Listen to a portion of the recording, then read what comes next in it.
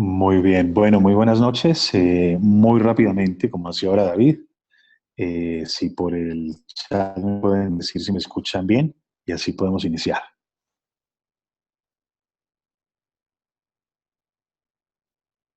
Perfecto, muy bien. Bueno, entonces ahora sí, muy buenas noches. Este es nuestro primer webinar del año. Normalmente al principio del año tocamos este tema, que es un tema, digamos que ya bastante conocido dentro del trabajo que hacemos nosotros. Y que está dirigido especialmente a todos los padres de familia que durante este inicio de año, por diferentes circunstancias, no han podido asistir a nuestras conferencias presenciales en los colegios aquí en Bogotá o en las ciudades en las que estamos. Y también como una posibilidad que estos papás puedan invitar a otros padres que no están en los colegios aliados. Y bueno, en general tratamos de abrir este espacio para que se pueda enriquecer la mayor cantidad de personas. Hoy vamos a tocar un tema que es uno de los focos centrales de nuestro trabajo.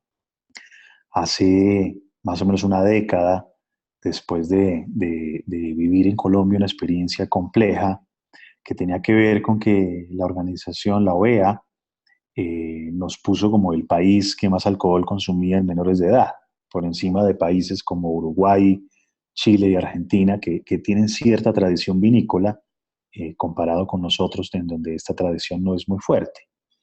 Y lo que más nos preocupó en ese año es que éramos el que más temprano empezaba a hacerlo. ¿No? Digamos que a veces el que más lo hace no implica algo grave. Lo más grave es que lo haga muy temprano. Me explico. En muchos de nuestros países, como Guatemala, México, Colombia, Costa Rica, pues son países que tienen una pauta de consumo en intensidad de alcohol. Es decir, no son países bebedores. Bebedores los europeos, bebedores los alemanes, los italianos, los franceses, que son países que tienen un consumo per cápita bastante alto y que nos superan en un 30 o 40% al consumo de nuestros países. Nosotros normalmente somos más bien países de borrachos, por decirlo de alguna manera. Y tiene que ver con que nuestra pauta de consumo implica que consumimos de manera esporádica, pero consumimos con una intensidad muy fuerte. Es decir, mientras que en Europa el consumo en muchos países consiste en dividir 365 dosis al año el consumo, en nuestro caso el asunto es de hacerlo en 15 oportunidades y hacerlo hasta la ebriedad. Entonces, en ese año empezamos a plantear cómo podríamos nosotros hacer una campaña, un proceso que nos permitiera lograr que en el 2030 la mayoría de menores de edad en Colombia no consumiesen alcohol. Y esta idea ha venido siendo abrazada por otros países y bueno, ya llevamos una década de trabajo y un poco les cuento por qué el 2030. Resulta que cuando se supo que en el cigarrillo se encontraban algunos componentes que tenían directa relación con el cáncer, con el enfisema pulmonar, pasaron cerca de 25 años para que se emprendieran acciones.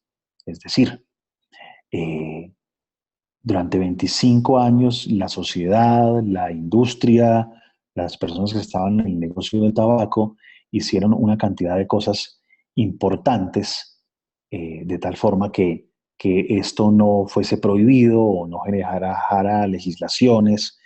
El caso es que normalmente los cambios culturales son lentos.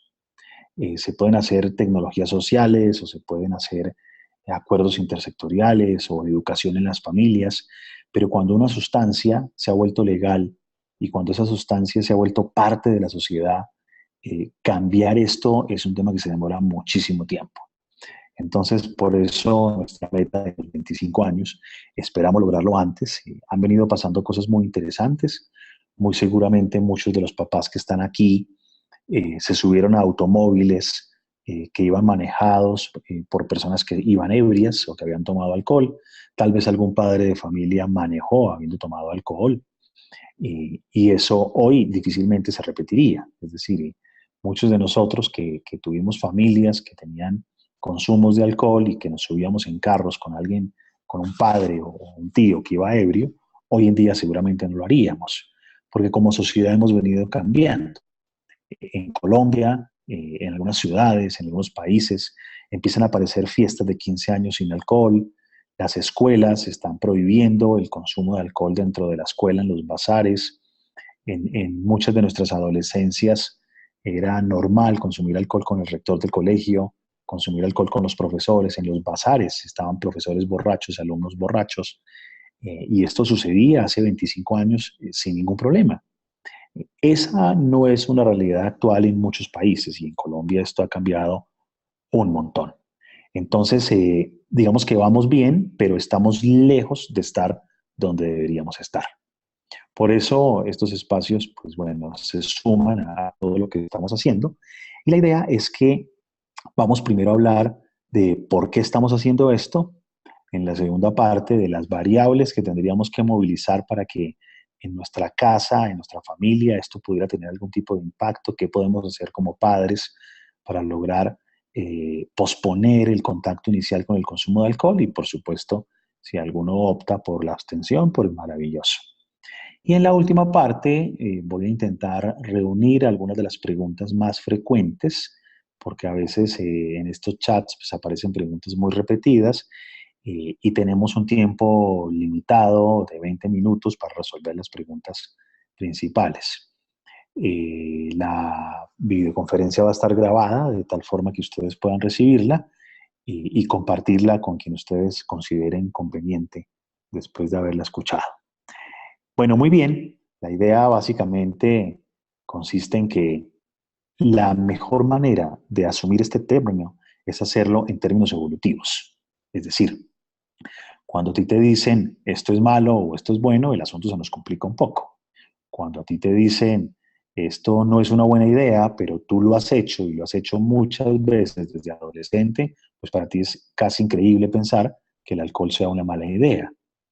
Por eso la mejor forma de asumirlo para que hagamos lo que más efecto puede tener es esto debe ser visto desde una perspectiva evolutiva, tanto biológica como históricamente. En la historia reciente de las drogas, por ejemplo, en el caso de la heroína, que la creó la Bayer en 1905, poco tiempo después fue una sustancia que fue creada para ayudar a personas en esa época. Después nos dimos cuenta que el remedio era más caro que la enfermedad. Lo mismo pasó con el éxtasis en 1914, que era un medicamento desarrollado para ayudar a la gente y que tenía ciertas funciones y nos demoramos 70 años en 1984 en decir esto del éxtasis es un tema peligroso que induce depresión y que no debe ser manejado como se venía manejando. Bueno, con el alcohol ha pasado más o menos lo mismo. El consumo de alcohol venía siendo más o menos normal en menores de edad y no teníamos tantas evidencias como para decir que esto era una locura, pero durante la última década han aparecido todas las evidencias del planeta, tanto que gran parte de las sociedades del mundo están apostándole a legislaciones que hagan que los menores no consuman alcohol. Están subiendo de los 18 a los 21, o en países como Francia, donde necesitabas 16 años para un vino, desde hace 7 años, desde el 2010, necesitas 18. Esto ha venido moviéndose en todo el planeta, excepto algunos países como Cuba. Pero de resto, el mundo entero está buscando que no haya contacto. Y no es un tema gratuito, no es un tema de cómo afectamos los impuestos o las arcas públicas, porque los impuestos al alcohol son sumamente poderosos para un país. Lo que se recauda es gigante. Es una inversión, es un tema de desarrollo sostenible y es una inversión que tiene que ver con que la investigación en términos evolutivos nos empieza a mostrar cosas como lo que están viendo en este momento. Lo que ustedes ven aquí es una imagen que refleja el desarrollo del cerebro entre los 5 y los 20 años. Lo que se va tornando azul es lo ya madurado, lo último en madurar es lo que ustedes ven en un circulito, la corteza prefrontal, que es una corteza, una parte del cerebro que se encarga de la autorregulación, que se encarga del autocontrol, que se encarga del manejo de la voluntad, en otros términos. Como ustedes ven, es lo último en madurar, lo último en tornarse azul.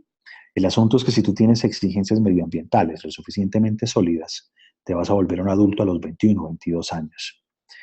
Si no, es posible que tengas una adolescencia de 28 o 30 años. Ahora, entre más temprano tú pruebes una sustancia, cualquiera que sea, más riesgo de adicción. Entre más temprano desarrolles una adicción, más difícil rehabilitarte. Eso quiere decir que es muy distinto, por lo menos en términos biológicos, que es una perspectiva muy reduccionista. Lo que pasa es que si le agregamos lo psicológico, pues el asunto es más grave todavía. Si tú consumes alcohol a los 14 años, tienes probabilidades muchísimo más altas de problemarte con el alcohol que si lo haces a los 22 años. En gran parte de los países hay investigaciones que muestran que la probabilidad o el tema de riesgo se aumenta de una manera asombrosa. Solamente en Colombia, los jóvenes que consumen alcohol antes de los 14 años, cuando los comparas con aquellos que empezaron a hacerlo en la adultez, aquellos que empezaron antes de los 14, tienen 4 veces más probabilidad de problemarse con este tipo de cosas. Y tienen 10 veces más probabilidad de entrar en contacto con otras sustancias. Cuando tú ves esas cifras, lo primero que piensas es que el estudio estuvo mal hecho. Pero cuando vas a ver los datos de otros países, te encuentras con que los riesgos se multiplican por 5, por 6.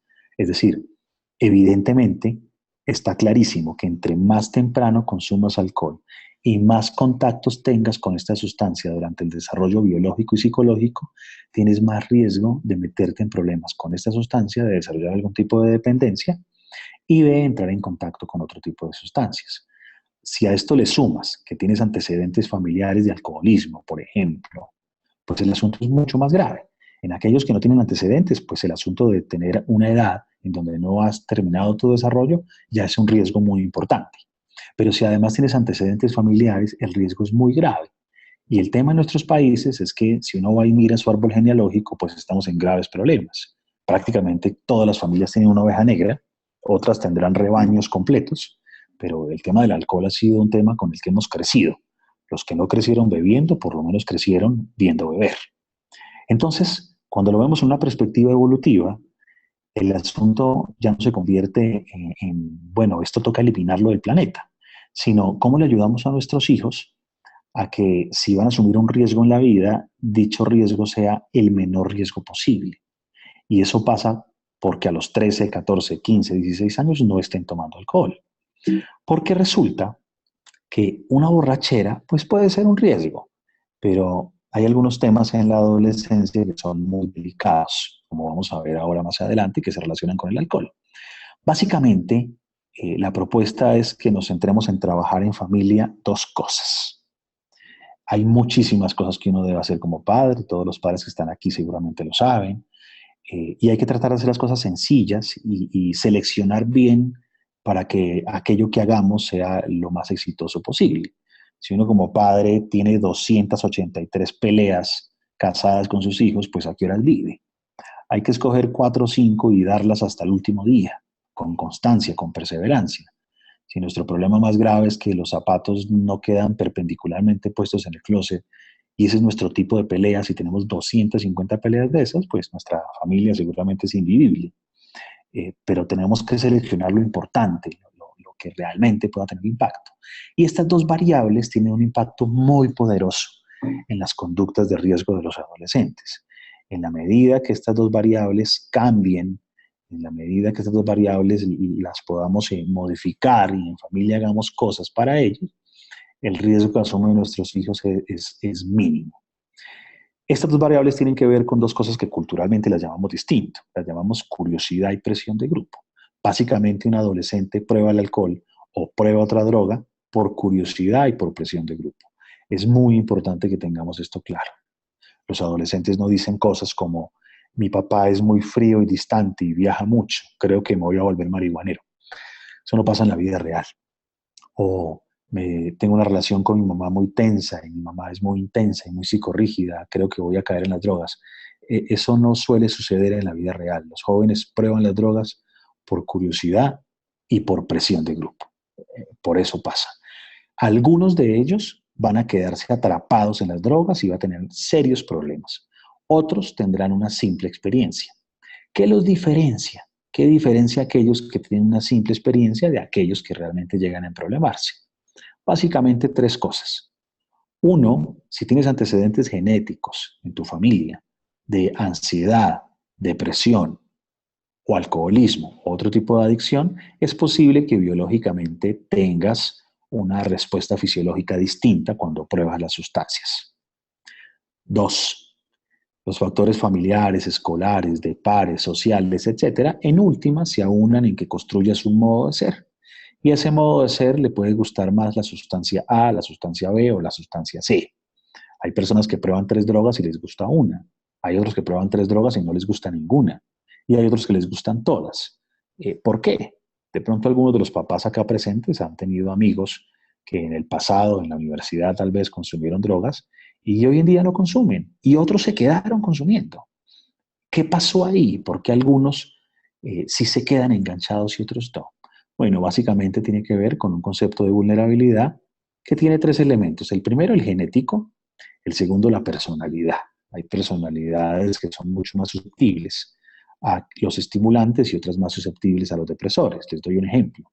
Si yo soy un adolescente muy tímido, muy ansioso, que me sudan las manos, que me cuesta hablar con las personas que no conozco, pues seguramente un depresor del sistema nervioso como el alcohol o como la marihuana o como las benzodiazepinas me va a generar un efecto tan contundente y tan placentero que me voy a enganchar más fácil que Juan y que Pedro, que en realidad no tienen timidez y tienen buenas habilidades sociales y no tienen este tema. Les doy otro ejemplo. Si yo soy un adulto bastante psicorrígido, de esos que tienen la ropa colgada por colores en degradé a 2 dedos de distancia cada prenda y que hace listados de pendientes todo el día, desglosados en 1.1.1, 1.1.2, 1.1.3, y que es un juez implacable y todo lo que se equivoque un poquito o se salga un poquito es aniquilado, pues alguien que vive así, lleno de contracturas y hasta con arritmia cardíaca, pues es alguien que si se fuma un porro de marihuana, pues efectivamente su nivel de estrés, su sensación por lo menos va a bajar a la tercera parte y va a apreciar más esta sustancia. Lo que les quiero decir con estos 2 ejemplos es que dependiendo de mi personalidad, la ganancia que yo obtengo con una sustancia es mayor. Y el tercer elemento de esto de la vulnerabilidad tiene que ver con lo que hace que yo la pruebe, especialmente en la edad en donde corro más riesgo. Y eso se limita a curiosidad y presión de grupo preponderantemente. Esta curiosidad y esa presión de grupo nos invita a que enfrente esto que llamamos percepción de riesgo, que sería una manera técnica de ver el concepto de curiosidad. La curiosidad es sostenida por algunos elementos. Uno de ellos es qué tan peligroso es esto para mi vida realmente, qué tan peligroso profundamente. No qué tanto riesguito, sino qué tanto esto es muy peligroso para mi vida. Dos, qué tan cool o play o chévere o bacano es visto esto socialmente, o sea, la actitud favorable hacia la sustancia. Y tres, mis expectativas de logro, qué es lo que yo espero obtener de esta sustancia. Si tú crees que el alcohol no es para nada riesgoso, si te parece súper cool, súper chévere, súper bacano, es decir, si tienes una actitud favorable hacia el mismo, si además esperas que te haga un montón de cosas chéveres, agradables, si tienes una expectativa de logro o creencias positivas acerca de las consecuencias y estás en un contexto de normalización, eso que llamamos percepción de riesgo, actitud favorable, pues terminan construyendo la curiosidad. El asunto es que nosotros como padres, y aquí viene un tanto como nuestro énfasis de hoy, para que empecemos a ver qué hay que hacer o qué cosas pueden agregarle valor a la educación que hacemos en casa, pues es que la percepción de riesgo se construye desde la experiencia personal. ¿Eso qué quiere decir? Que si tú tienes los triglicéridos en 700 y tu papá vivió hasta los 92 años con los triglicéridos en 1100, pues usted come chicharrón tranquilo, come grasa sin problema, porque el dato que usted tiene, a pesar de todas las evidencias disponibles, es que nadie se muere con los triglicéridos a los 1100, porque tiene una prueba ahí cercana.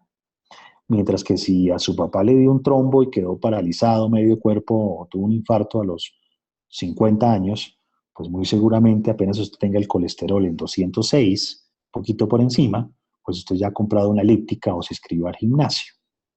Si usted vive en una familia en donde el alcohol o las drogas hicieron barbaridades, pues muy seguramente para usted el alcohol y las drogas es casi la presencia del demonio.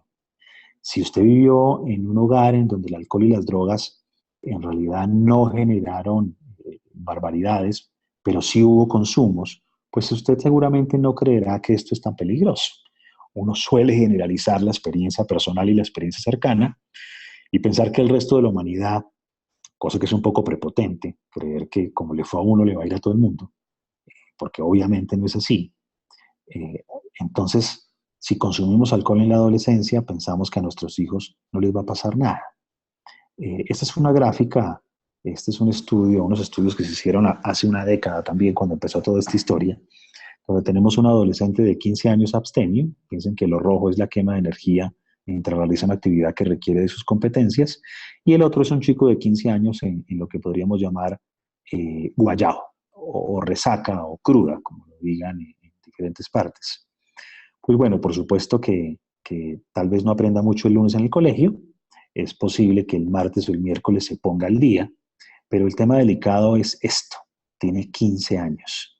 Como tiene 15 años, hay zonas del cerebro, como vimos, que no se van a alcanzar a desarrollar porque el cerebro termina de madurar no a los 15 años, sino mucho después. Entonces lo que va a suceder es que nos vamos a encontrar con que unas zonas como el hipocampo, esta manchita que ustedes ven, van a crecer a la mitad del tamaño normal en los adolescentes que se están emborrachando. Y eso queda así de por vida, eso ya no cambia. Es decir, si tienes 40 años y te emborrachas, seguramente te matas un poco de neuronas, pero finalmente te vas a morir con muchas vivas.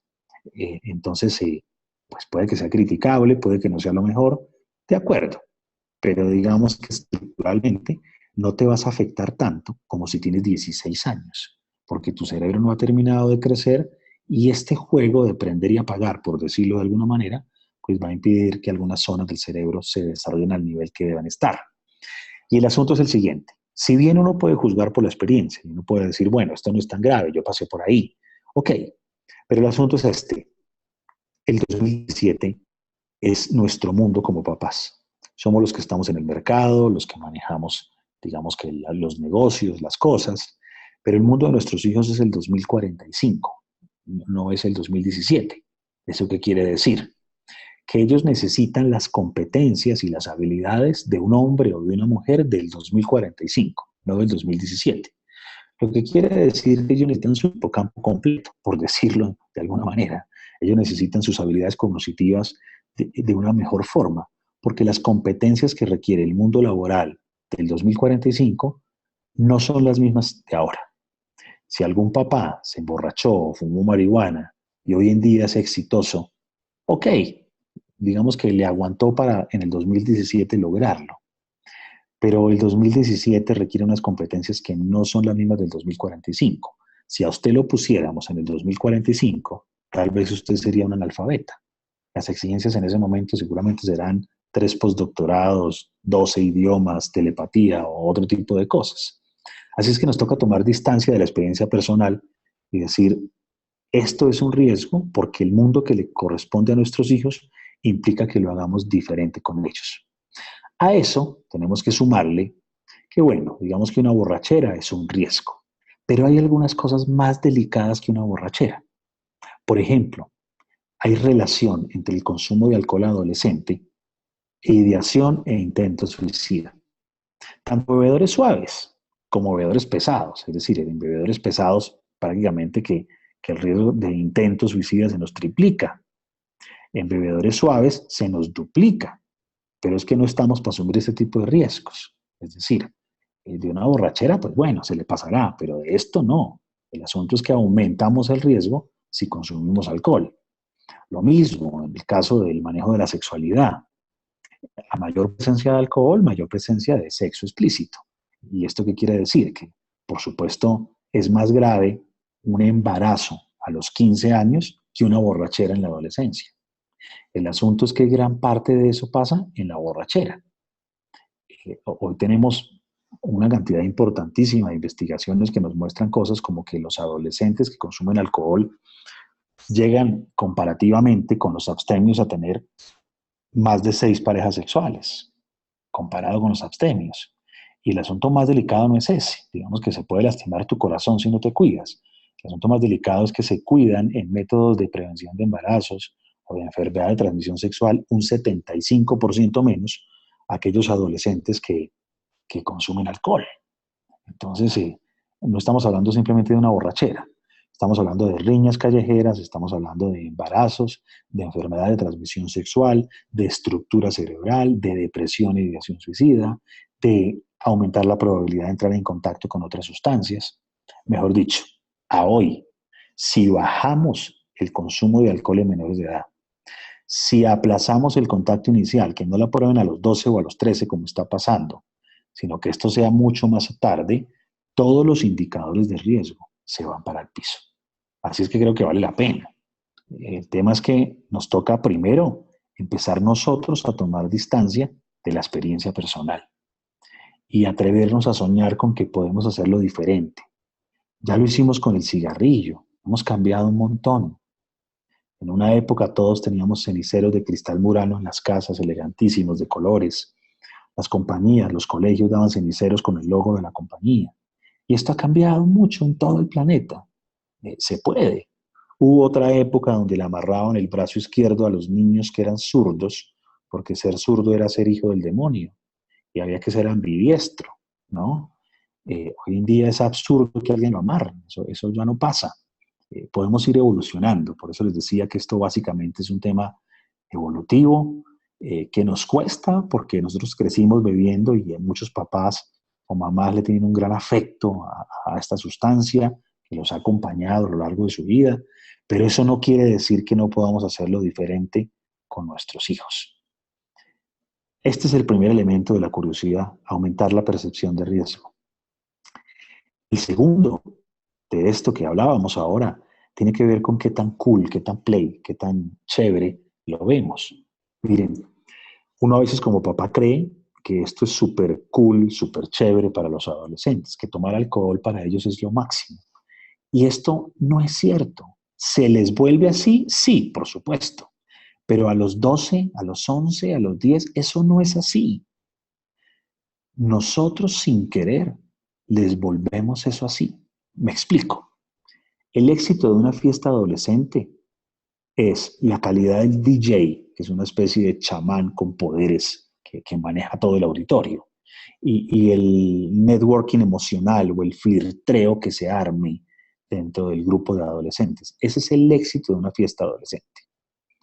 Nosotros como adultos no podemos creer eso, porque somos de otra generación donde no había esto de DJ famoso. Como no podemos creer eso, aplicamos nuestras variables de éxito. Y las variables de éxito en el mundo adulto son otras. Son, número uno, la calidad y la cantidad de la comida. Y número dos, la calidad y la cantidad del trago. Si hay buen trago y hay buena comida, uno cree que esa fiesta es buenísima. Bueno, por eso cuando vamos a hacer una fiesta para nuestros hijos, una fiesta de 15 para nuestra hija o algún tipo de reunión, estamos preocupadísimos porque vamos a dar de comida cuando esos chicos ni siquiera comen. Es decir, ellos están en otro tema, ¿no? Si nosotros quisiéramos hacer una fiesta para nuestro hijo o nuestra hija, deberíamos invertir todo el dinero que gastamos en alcohol y en comida, en un DJ o en una música que se salga de lo normal. Porque eso sí es histórico, de eso sí se acuerdan todos. Eso sí que hace que nuestro hijo sea más popular, porque hace que históricamente todo el mundo diga, en esa fiesta la sacaron del estadio. Mientras que si damos comida y trago, se dan en todas partes, ¿no? Ahora, si nosotros de adultos queremos tomarnos una copa de alcohol o comer, pues hacemos un día una reunión y nos tomamos una copa de alcohol y comemos. O celebramos el cumpleaños de la esposa o el nuestro, y ya, no necesitamos de excusa ni la primera comunión, ni la fiesta de 15 de nuestra hija, nada, ya somos adultos, podemos hacerlo sin problema. De esa manera, le empezamos a enviar un mensaje a los adolescentes, en donde el adolescente puede tener otros espacios de diversión que no tiene que ser obligado con alcohol, porque somos nosotros los que los obligamos. Miren, si ustedes van a una fiesta, a un matrimonio abstemio, obviamente si logran conseguirlo porque son muy pocos, pero cada vez aparecen más. Ustedes van a un matrimonio abstemio y ustedes van a encontrar a los adolescentes felices molestando a las tías y jugando con los sobrinos. ¿Saben quién está en crisis? Un hermano de uno, un primo de uno, un tío de uno, que no puede creer cómo no le dan trago, que va a empezar a hacer comentarios tontos, como si no tenían plata, ¿para qué se casaron? ¿A qué religión se metieron? Eh, y no es que lo haga de mala gente, es que así crecimos, ¿no? Y así se nos dio, se nos volvió demasiado normal, ¿no? Entonces, esto es un rollo nuestro. Los que tenemos actitud favorable para esto somos nosotros y no los adolescentes. Yo les cuento rápidamente una anécdota que pasó hace años y prometí contarlo toda la vida. Fue una fiesta de 15 años donde los papás le habían dicho a la niña que si entraban alcohol a escondidas, acabarían la fiesta, así se volviera muy famosa por ese escándalo. Pero la niña sabía que tenía papás que hablaban en serio. Entonces, obviamente los amigos y la niña hicieron todas las cosas para que eso no pasara, porque invirtieron todo el dinero en un DJ muy importante que había en ese momento. A las 10:30 de la noche habrían 100 adolescentes bailando felices, felices porque era histórico eso. Pero ustedes hubiesen visto mi mesa, la de los adultos. Estábamos en mutismo absoluto, no hablábamos, mirábamos el reloj, bostezábamos, estábamos en crisis porque no había alcohol. Un amigo mío le dice a otro, yo tengo trago en el carro, yo tengo traguito, yo tengo una botella en el carro. Y se levantaron sin mentirle, se levantaron 5 papás como poseídos, corriendo para el parqueadero, como si estuvieran en el desierto y faltara agua, ¿no? Y bueno, era obvio, los que estaban en esa mesa llevaban 30 años bebiendo. Los verdaderos invitados a la fiesta, la razón de ser de la fiesta, que eran los amigos de la niña, ninguno llevaba más de un año tomando, la mitad no tomaría seguramente, no les importaba porque estaban felices con el DJ. Es decir, para nadie es un secreto, pero fuimos nosotros los que crecimos así. Y hacemos un montón de cosas hasta que convencemos a los niños que la única forma de divertirse es así. Y una vez tienen 16 años y están tomando y están emborrachándose, ahí sí nos asustamos y ahí sí decimos que alguien haga algo, por favor. Entonces, necesitamos empezar a generar estrategias, empezar a organizar fiestas y reuniones para los menores de edad en donde no haya alcohol. Pero no a los 17 años, a los 17 años de pronto ya hicimos varios de estos errores. No, desde que son niños, a los 12, a los 13, a los 14, nos ponemos de acuerdo con los demás papás e invertimos los recursos de esa fiesta o de esa reunión en donde hay que invertirlos, de tal forma que ellos no tengan que estar convencidos que es la única manera. Bien, un segundo elemento importante, la presión de grupo. Ya hemos hablado un poco de la curiosidad, vamos a hablar ahora un tanto de la presión de grupo. La presión de grupo pues es algo que nos aterroriza, pensamos que es una especie de monstruo, apenas van a entrar a la adolescencia, pero miren, la presión de grupo dura toda la vida. Creo que a los 84 años ya como que a uno deja de importarle un poquito el que dirá, pero de resto importa, la mirada del otro pesa, los parámetros sociales pesan, para algunos más, para otros menos, pero la presión de grupo es un tema humano y no es el demonio. Hay presiones de grupo maravillosas que han cambiado el mundo. Hay movimientos sociales que generan presión en la sociedad y que hacen que las cosas cambien. Pues bien, para la presión de grupo, el asunto es que necesitamos superar unos obstáculos para poder ejercerla. Miren, vamos a ver alternativas concretas, papás, para manejar la presión de grupo, la que nos hacen ellos a nosotros para obtener todo tipo de permisos, pero además para que comprendamos qué necesitamos darle a ellos para que ellos aprendan a manejar la presión que viven, que es fuerte. Por todos los canales están siendo presionados, por las redes sociales, por la televisión, en el uno a uno, todo el tiempo, tal vez mucho más que en nuestra época. Así es que necesitamos fortalecerlos. ¿Qué es lo primero que tenemos que hacer? Necesitamos poner límites. Pero para poner límites necesitamos dejar de verlos como los hemos visto tradicionalmente.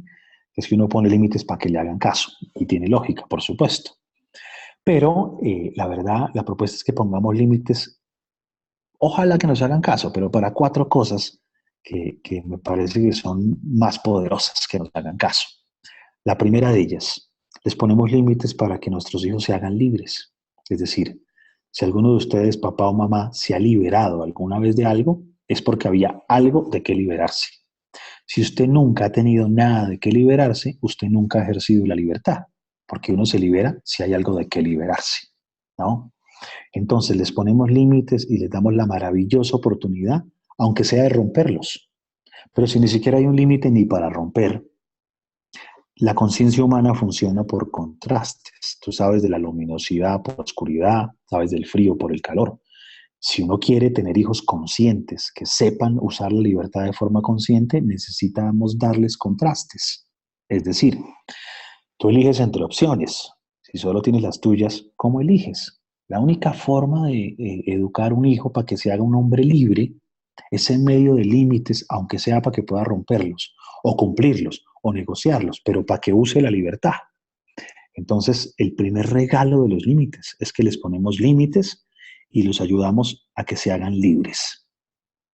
El segundo regalo, resulta que les ponemos límites y se ponen furiosos, bravos. Un amigo mío decía, yo le pongo límites a mi hija, pero ella me mira como que me odia. Yo le decía, no, Claudio, ella lo odia profundamente, no es como que me odia, por supuesto que lo odia, claro. Pero miren, si hacemos un acto de honestidad, los que están hoy acá en esta reunión, a ustedes papás les fascina que les pongan límites. O sea, a ustedes les encantan que no les dejen hacer lo que quieren a la edad que tienen. A mí no. Yo no he podido lograr que me encante que me pongan límites. Yo creo que si yo le pongo un límite a mi hijo y mi hijo me mira y me dice, gracias papi por forjar mi carácter, me asusto, me parecería terrorífico. Tener un niño muy sospechoso, ¿no? Miren, los jóvenes les ponemos límites y se ponen bravos. Ojalá que se pongan bravos con decencia, es decir, qué bueno que se pongan bravos y peleen, pero que peleen con decencia, sin grosería, sin patear a la puerta. Me explico. Ustedes quisieran tener un hijo que nunca aprenda a pelear por lo suyo, que nunca aprenda a pelear por lo que quiere. Crearíamos un esclavo. ¿Qué tal tener una hija que no sea capaz de ponerle límites al esposo, o que no sea capaz de poner límites al novio, o un hijo que no sea capaz de poner límites a la esposa, o a sus empleados, o a sus jefes? O aprende a poner límites, o le va a tocar muy difícil. O aprende a pelear por lo que quiere en la casa, o le toca aprender a pelear en la calle. Mejor que aprenda a pelear en la casa. Entonces les ponemos límites y les enseñamos a que peleen, decentemente, por supuesto. Ahora, casi siempre van a pelear con nosotros y casi siempre van a perder. Pues porque somos la autoridad y somos los padres. No siempre, pero casi siempre. Con el paso de los años cada vez ganan más. Pero está genial. Miren lo genial que es aprender a perder. Ustedes se imaginan tener un hijo que nunca aprenda a perder. ¿Se imaginan cómo le va a tocar? O aprende a perder en la casa o aprende a perder en la calle. Si no aprende a perder en la casa, ¿qué va a pasar cuando lo deje su primera novia? ¿Se mata? ¿Qué va a pasar cuando no le salga un negocio? ¿Se mata? Si se quebró, ¿se mata? Es decir, le ponemos límites y les enseñamos a perder y es una maravilla. Y cuarto, les ponemos límites y les ayudamos a que cojan fuerza, a que tomen fuerza, porque cuando el río está apretadito, el cauce apretadito, el agua toma fuerza y la fuerza del agua va abriendo el cauce. Y es una maravilla, porque si uno tiene fuerza y se equivoca en la vida y se fue para la derecha 8 años y uno dice, no, era para la izquierda, pues tiene la fuerza para devolverse. O si se fue para la izquierda, pues tiene la fuerza para devolverse. Pero ¿y si no tiene la fuerza? Ustedes se imaginan escoger un camino que no quiere y quedarse ahí 50 años. Qué tristeza. Entonces los límites son de los mejores regalos que tenemos. Les ponemos límites y si nos hacen caso, buenísimo. Pero si un día no nos hacen caso, igual vamos ganando. El problema es que no les pongamos límites. Ahora, por favor, abandonar la pretensión de ser amigo de los hijos. Ojalá sean papás amistosos, muy amistosos, pero los amigos son los amigos y los papás son los papás. Miren, uno a los 12 años no quiere ser amigo de un viejo de 48, nunca. No quiere amigos de la edad de uno. ¿Qué tal que su hijo de 13 años llegue a la casa y le diga, papi, te presento a Juan Fernando? Es mi mejor amigo. Yo sí sé que tiene 52 años y se ve un poquito grande, pero ¿qué hago? Es mi mejor amigo. De hecho, me está invitando a pasar la noche en su casa. ¿Me dejas? Pues ni locos, ni locos. Así es que hay edades para las diferentes cosas y no funciona. Abandonemos la pretensión de ser amigos para sacar información, porque no funciona. Ellos no nos van a contar todo y está bien que no nos cuenten todo. Ojalá haya tan buen vínculo para que nos cuenten lo realmente importante, por supuesto. ¿no? Tercero, no es fácil que no nos quieran cuando les ponemos un límite.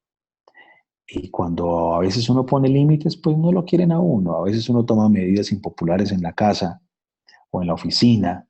Mire, si usted de adulto le cuesta que no lo quieran, si usted de adulto le cuesta el rechazo, seguramente usted de adulto tiene problemas interpersonales muy importantes en muchas áreas de su vida. Pero con los hijos pasa igual. A uno le duele mucho cuando un hijo no lo quiere. Y ellos saben esto desde que nacen. Ellos vienen con ese chip prácticamente. Es decir, de pronto algunos lo vivieron. Empieza el niño, mamá sí, papá no, mamá sí, papá no, a los 2 años. Y uno como papá se siente mal. Lo disimula, pero se siente mal. Porque uno quiere que lo quieran. O cuando te cambian el tonito, o ya no te dicen papi, sino papá. Y sabes que están bravos, ¿sí? A veces te peleas con ellos y se te daña el día del trabajo. No es fácil. Pero, eh, pero podemos ir sacando cierto callo. Así como a veces uno tiene un bebé y le mandan a los 3 días un examen de sangre, le tienen que sacar sangre al bebé de 3 días, tal vez a alguno de ustedes les tocó. Pues eso le duele más a uno, por supuesto, es difícil, ¿no? Pero hay que hacerlo, así nos duela, hay que hacerlo. A veces tenemos que hacer cosas, así nos duelan, así les duela a ellos. A veces las abuelas decían cosas como, prefiero tus lágrimas hoy y no las mías mañana. Y en últimas tenían razón en muchas cosas, ¿no? Cuarto, asociarnos con otros papás para poder hacer acuerdos acerca de los horarios de inicio de las reuniones, de las fiestas, que no haya alcohol, la presencia de adultos en las reuniones, porque el que dirán social pesa y a veces uno no quiere que lo critiquen otros papás. Esto es increíble, pero a veces uno tiene 40 o 50 años y hay papás que hacen bromas o chistes tontos en términos de, ay, pero este papá, ¿cómo así que no va a dar alcohol en la fiesta? Pero se volvió bobo o qué tan anticuado. Los papás, ni siquiera los adolescentes, ¿no? Hay gente que se queda un poco detenida en el tiempo. Pero bueno, el que dirán social es mucho más fácil de manejar si entre todos nos unimos, conversamos de cosas como las que les he venido planteando y así va a ser mucho más fácil el tema de poner límites. Quinto, vamos a ir dejando la experiencia de lado, no totalmente, obviamente, tampoco se puede, pero sí lo que pasó con nuestra historia con el alcohol, ¿no? Y lo que nos ayuda a nosotros no necesariamente va a ayudar a nuestros hijos. En este momento sabemos que lo mejor es que no consuman alcohol y cuando nuestro hijo de 12 o de 13 años nos diga, papá, déjame probar tu whisky o dame un poquito de tu cerveza para ver a qué sabe, ¿qué hacemos en ese momento? Pues lo miramos fijamente y con muchísimo amor le decimos y firmeza, le decimos no. Y si le decimos eso y empieza, ¿y por qué tú sí? ¿Por qué mi mamá sí? ¿Por qué mi tío Andrés sí? ¿Por qué mi hermana mayor sí? Pues usted le dice, te voy a explicar. Mira, número uno, porque biológicamente a esta edad te hace mucho daño. Número dos, porque tienes que madurar más en tu personalidad para que cuando tomes la decisión corras menos riesgos. Número tres, porque es ilegal y tu papá es un hombre correcto. Nunca me vuelva a pedir que yo haga algo ilegal. Y número cuatro, porque mi función es conducirte hacia el bien y creo que es lo mejor para ti. Si usted aún se siente inseguro, le manda la quinta opción. ¿Por qué no? Y punto. Ahora, pues por supuesto, las otras cuatro son muy importantes, ¿no? Sexto, el miedo. Necesitamos manejar el miedo y pues uno siente miedo con los hijos y es muy difícil no sentir miedo con los hijos. Yo he pensado a veces que uno conoce el concepto cuando tiene un hijo. Algunos nos sorprendemos manejando más despacio o vamos en un avión y el avión se está moviendo mucho y entonces decimos, no, yo no me puedo morir porque los niños están muy pequeños, ¿no? Y sientes mucho miedo, ¿no? Pues bueno, el miedo se maneja más fácil entre todos. Es mucho más fácil manejar el miedo entre todos. ¿Eso qué quiere decir? Quiere decir que nosotros necesitamos tener el listado de los teléfonos de los papás amigos de nuestros hijos. Cuando la niña nos diga, papá, me voy para la casa de campo de Andrea con sus 4 tías monjas. ¿Ah? Pues yo tengo que llamar al papá de Andrea. De pronto el papá de Andrea me dice, no, yo soy hijo único, ¿cómo así? ¿no? Pero si yo no llamo es muy difícil. Yo necesito tener el contacto con los demás papás. Yo necesito hacer un desayuno, hacer una media tarde, hacer una reunión donde me siente con los papás del salón de mi curso, del salón de mi hijo. Les digo, papás, pongámonos de acuerdo en 4 o 5 cosas. Les cuento rápidamente algunos de esos acuerdos, ya nuestra recta final para que conversemos de algunas preguntas o dudas. Miren, muchísimos grupos de padres desde hace algunos años hemos promovido esto en decenas de colegios y aquellos que lo aplican y que lo mantienen en el tiempo, se nota la diferencia. Se reúnen los papás y hacen 4 o 5 acuerdos. No hagan 20 acuerdos, no hagan una constitución, 4 o 5 acuerdos. Por ejemplo, ¿a qué horas empiezan y a qué horas terminan las fiestas? Por ejemplo, los vamos a llevar y los vamos a traer. Miren esto tan interesante. Si ustedes le debieran $2,000 a un amigo, ustedes meterían $2,000 en un sobre, irían hasta la casa de su amigo, timbrarían y botarían el sobre ahí en el piso y se irían. Yo no creo, no creo. Bueno, ¿por qué lo hacemos con los hijos? No, llegamos allá, saludamos y dejamos a nuestro hijo y volvemos por él, ¿no? ¿Por qué lo tenemos que dejar ahí botado? Ellos utilizan pues sus técnicas, ¿no? Es que soy el único que llevan. Sí, pero esto se lo hacen a todos los papás. Realmente todos los papás podrían unirse y llevarlos, ¿no? Eh, si usted llega ahí y encuentra que son las 9 de la noche y un montón de gente en la calle ya ebria o están en peleas o en cosas, pues ¿por qué tenemos que dejar a nuestro hijo ahí? Para rumbear en la vida hay décadas completas y ojalá que en la adolescencia la pasen bueno y se diviertan. Los más beneficiados de estos acuerdos son los hijos, porque entre más acuerdos sólidos tengamos, ellos tienen la posibilidad de salir y divertirse más porque hay medidas de precaución tomadas. ¿Qué otros acuerdos? Que siempre haya un adulto responsable en las reuniones. Y el adulto no puede ser la hermana de 19 o de 20, tiene que ser el dueño de la casa, el papá o la mamá. No tiene que estar en la mitad de la sala necesariamente, puede estar en su habitación y simplemente va a la cocina 17 veces, 18 veces, ¿no? Es ponernos de acuerdo en que si la fiesta es para los menores de edad, no hay alcohol ni para ellos ni para los papás. Si el papá quiere tomarse unos tragos, pues que haga una fiesta propia y se los tome, sin problema, ¿no? Pero cuando la fiesta es de los niños, estamos es de anfitriones, supervisando lo logístico para que todo salga de la mejor forma. Si son muchos invitados, invite 6, 7 familias más, porque ¿quién maneja 70 niños, 70 adolescentes? Invite más familias para que esto tenga un mejor contexto, ¿no? Son acuerdos sencillos y viables, y lo sabemos en la experiencia porque hay miles de personas de verdad haciendo esto, y está siendo un éxito importante. Muchos de los papás que están en nuestros programas como consentidos son papás que están haciendo acuerdos de este estilo y se están generando cambios muy poderosos, muy, muy poderosos. Bueno, un par de herramientas complementarias para que conversemos de algunas dudas que les hayan surgido. La primera de ellas es nuestro programa de televisión que se llama vivirconsentido.tv. Ya vamos para más de 6 meses con él al aire. Eh, lo que hemos hecho es abrir una página web que se llama vivirconsentido.tv para que los papás que no tienen DirecTV, en este momento sale por el canal 117, lo ven en Colombia, Venezuela y Miami, pero pues DirecTV no lo tiene todo el mundo. Entonces abrimos vivirconsentido.tv y lo que hemos hecho ahí es colgar todos los programas de los últimos 6 meses y cada semana colgamos un programa nuevo. Es un programa para padres de familia, centrado en temas de felicidad, sentido de vida, autoestima, así como temas como el bullying, el suicidio, las drogas, pero son temas muy prácticos con tips concretos para que en casa podamos hacer algunas cosas. Esa es la primera herramienta. Dispongan de esos programas para lo que consideren. Están hechos es para que más papás puedan acercarse a este tipo de cosas. La segunda herramienta es nuestra app de apoyo.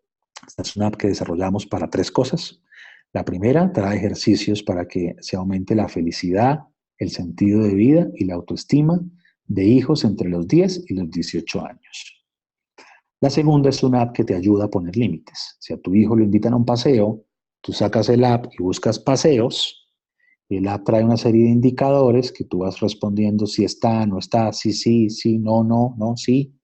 Y trae unos algoritmos que te dice, ok, papá, si vas a autorizar este permiso, mínimo garantiza estas cuatro cosas.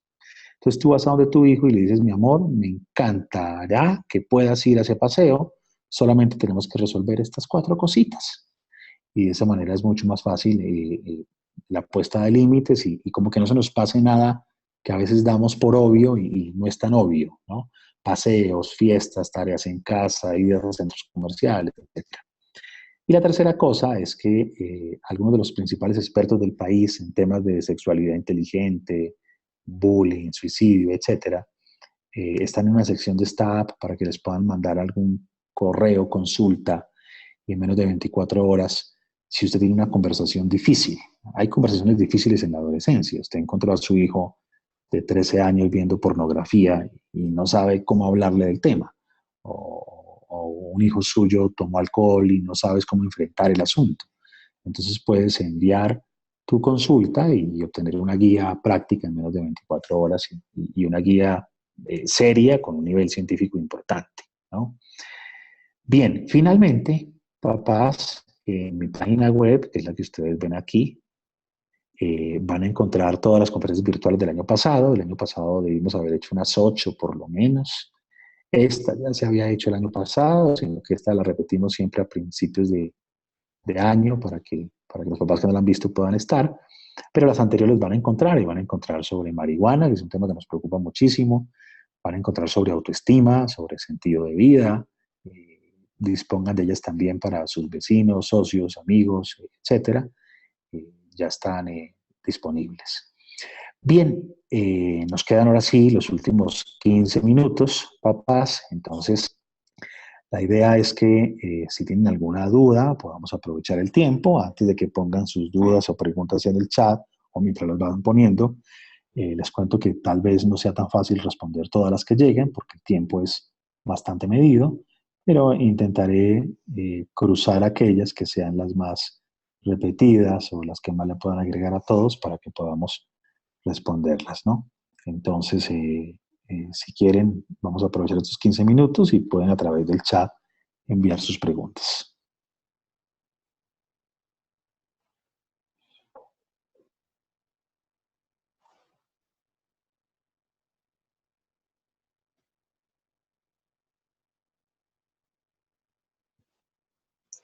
Bueno, por otro canal nos llega una pregunta. Esta pregunta dice, ¿qué hacer con los hermanos nuestros, con los tíos, que siempre puede haber algún tío que no le vea problema y termine pues ofreciéndole a nuestros hijos? Miren, es muy importante que estos tíos crecieron así. Estos tíos no lo hacen de mala onda, no es que sean malas personas, sino que crecieron así y no le ven ningún problema. Si ellos vieran este tipo de información, muy seguramente manejarían el tema distinto. Pero por un hijo es muy importante que uno le ponga límites al que tenga que ponerlas. Es bueno hablar con el hermano de uno y decirle, mira, en mi casa manejamos esto de esta manera, así es que te voy a pedir, por favor, que esto no suceda, que en tu casa no le den alcohol a mis hijos, y si el hermano de uno no hace caso y sigue insistiendo a nuestros hijos, pues nos tocará tomar cierta distancia para que él entienda que es en serio, ¿no? Digamos que los hijos deben ser prioridad número uno. Bien, otra pregunta hace referencia a lo de padres divorciados, acerca de qué tanta tendencia podría existir cuando los padres se divorcian. Bien, miren, no existe una evidencia causal en el sentido que el divorcio sea algo que genere que se prueben las drogas o el alcohol. Lo que sí es muy importante es que papá y mamá estén juntos o estén separados, tengan una postura común. Es decir, no puede ser que para el papá no haya ningún problema con que tomen alcohol a los 12 años y para la mamá sí, o viceversa. Los dos vivan juntos o vivan separados, tienen que tener una postura de en esta casa cero sustancias, cero alcohol y cero drogas para menores de edad. Y eso es lo que va a ser exitoso. El simple acto de que se hayan divorciado no va a generar adicciones ni va a generar que tengan que probarlo. Lo que genera que prueben las drogas es el desacuerdo en la postura firme ante las sustancias. Otra pregunta dice, si mi hija consume alcohol y me doy cuenta, ¿cómo debo hablarlo con ella? Al día siguiente de un evento de estos, nos vamos a sentar con nuestros hijos cuando ellos han tomado alcohol y les vamos a decir, mira, ya sabes lo que opino de esto, espero que esto no vuelva a suceder, eres menor de edad, yo tengo una expectativa distinta contigo, en esta casa no está permitido que lo hagas, espero que no vuelva a pasar y nos evitamos problemas. Si esto vuelve y pasa al año, maravilloso, digo. Es decir, ojalá que no hubiera pasado, pero si vuelve y pasa al año, nos ganamos un año entero de desarrollo biológico y psicológico sin que hubiese alcohol y vamos ganando tiempo. Ahora, si le ponemos este límite y pasa de nuevo a los 4 días, bueno, ahí tenemos un problema, porque ahí el tema no es el alcohol, ahí el tema es la autoridad, ahí el tema es que las cosas no están marchando de una forma adecuada y vamos seguramente que tener que enseñarle con algunas medidas a que sepa valorar los espacios de diversión, a que sepa valorar el tiempo, me explico. Si yo le doy dinero y él lo está gastando en cosas que no debe, pues seguramente tendré que quitarle el dinero, me explico. La gente tiene que comprender, los hijos, que pasan cosas cuando hacemos cosas, ¿no? Bien, cuando hay adultos, por ejemplo, hermanos mayores, esa es esta pregunta que se está repitiendo aquí, cuando hay hermanos mayores que ya consumen alcohol y tenemos en casa hermanos menores, ¿qué hacemos o cómo podemos manejarlo?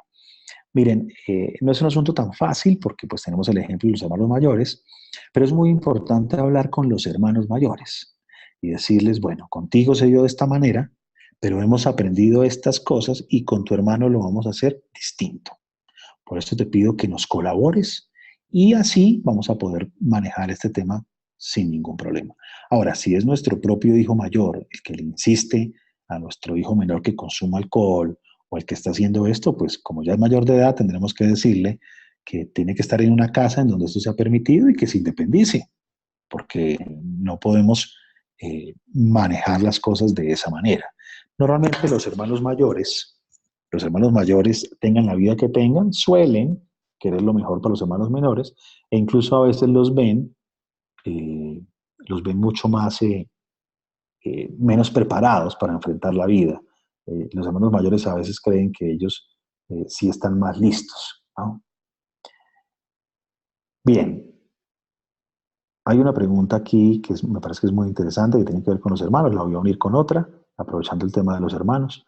Dicen, ¿por qué una hermana de 19 años no podría cuidarlos? No, es una forma de decirlo, ¿no? Por supuesto que hay hermanas o hermanos de 19 años muy responsables y está perfecto.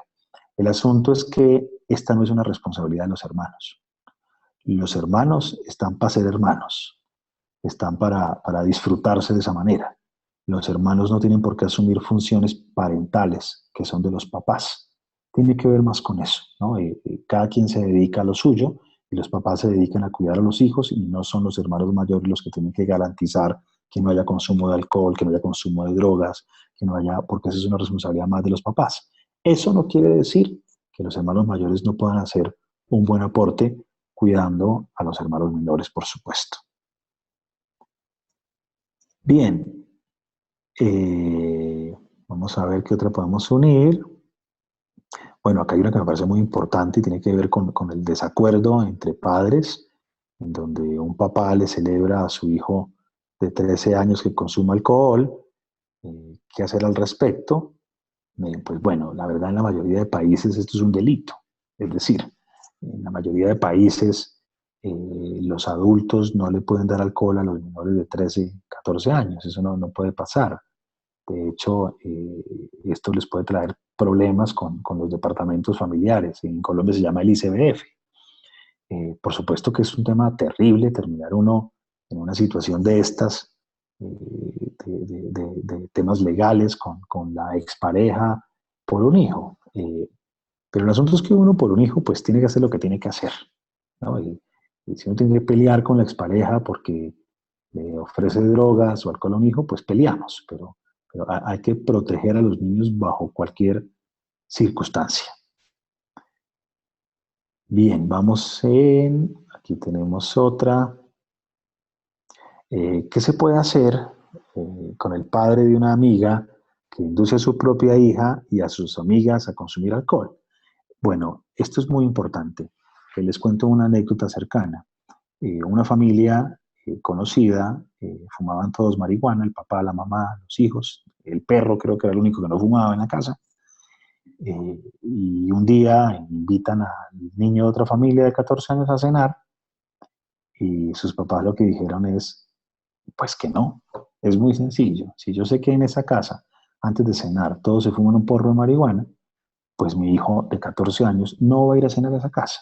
Ahora, si mi hijo tiene 25, 30, pues él ya verá qué hace y cómo maneja y cómo enfrenta estas situaciones, ¿no? Si yo sé que en la casa de Pedro Pérez o Andrés Suárez, el que sea, le dan alcohol a los menores, mi hijo no va a ir. Si nos ponemos de acuerdo con los demás papás para que sus hijos tampoco vayan, muy seguramente Pedro Pérez va a preferir que vayan los jóvenes porque no va a querer que su hijo no tenga amigos y va a dejar de hacer esto. Pero hay que cuidar a los hijos. Ahora, de pronto Pedro Pérez se pone bravo con uno porque uno hace esto, pues que se ponga bravo. Es que uno no tiene que agradarle a todo el mundo. Uno no tiene que querer todo el mundo. Uno tiene que velar porque los hijos de uno tengan los mejores escenarios de desarrollo. Acá hay otra pregunta que creo que es importante para todos. ¿Qué hacemos con nuestros propios consumos? Es decir, ¿debemos nosotros los padres de familia dejar de consumir alcohol? ¿No hacerlo? ¿Sí hacerlo? Bueno, miren, el mundo es un mundo de alcohol. Hay alcohol en todas partes, en los restaurantes, en todas partes. Lo importante aquí es que los jóvenes entiendan que el consumo de alcohol es para mayores de edad. Ahora, los hogares abstemios tienen hijos con menos riesgo de consumir alcohol. Sí, en los hogares abstemios suele darse menos, por supuesto. En los hogares con consumos moderados también suele darse menos que en aquellos donde tienen consumos complicados de alcohol. Entonces, en el degrade de riesgo, uno va eligiendo. Si ustedes tienen la cultura de tomarse un vino a la cena, pues bueno, ojalá de vez en cuando lo hagan tomándose un jugo y que se pueda modelar la libertad. Si usted puede reír, bailar, saltar y divertirse sin alcohol, eso le da un súper ejemplo a sus hijos. Si usted no es capaz de reír, bailar, disfrutar sin tomar alcohol, pues eso no es un buen ejemplo para su hijo y de paso busque ayuda porque algo le está pasando con el alcohol, ¿no? Lo importante es que en casa podamos modelar la libertad, que los hijos vean que uno de papá se puede divertir con alcohol y sin alcohol, o que uno puede ser abstemio, o que uno puede hacer una reunión en casa donde se compartió una copa de vino y otra reunión en casa donde no se compartió alcohol. Modelar la libertad, eso creo que puede ser uno de los aportes mucho más importantes, ¿no? Bien, hay una última pregunta, porque ya el tiempo se nos va. Nos dicen que qué podemos hacer con adolescentes para realizar pruebas y verificar si consume algún tipo de droga. Mira, lo mejor son las pruebas cuantitativas, porque las pruebas cualitativas, entre 48 y 72 horas después, no le sale positivo casi nada, excepto la marihuana, que puede demorarse 1 o 2 semanas en consumidores avanzados. Entonces, probar pruebas cualitativas, si existen en tu país o donde estés pruebas de cabello, pues eso es lo mejor, porque te puede evaluar hasta varios meses de consumo y qué tipo de sustancia. Si usted tiene sospechas y ha encontrado evidencias o cosas, pues no tema en hacer una prueba, ¿no? Ahora, lo más importante es que hagamos este tipo de cosas que hemos hablado hoy, digamos que para no llegar ya al punto de tener que estar haciendo pruebas en casa, ¿no? Bueno, papás, nos quedan 2 minutos. En estos 2 minutos quiero, bueno, agradecerles su presencia. Les vamos a enviar este webinar para que ustedes lo puedan compartir con sus amigos, vecinos. Piensen en esto. Entre más personas se sumen, va a ser más fácil. La programación de los webinares de este semestre ya está en mi página web. Este semestre hay uno asociado a cómo ayudar a los hijos para que no sean tímidos y otro, cómo ayudarlos para que no crezcan en medio de la prepotencia y que no se nos vuelvan pequeños emperadores o narcisos o presidentes de superpotencias. Entonces, bueno, ahí van a poder encontrar la programación e inscribirse. Que tengan una feliz noche, papás. Muchas gracias por venir.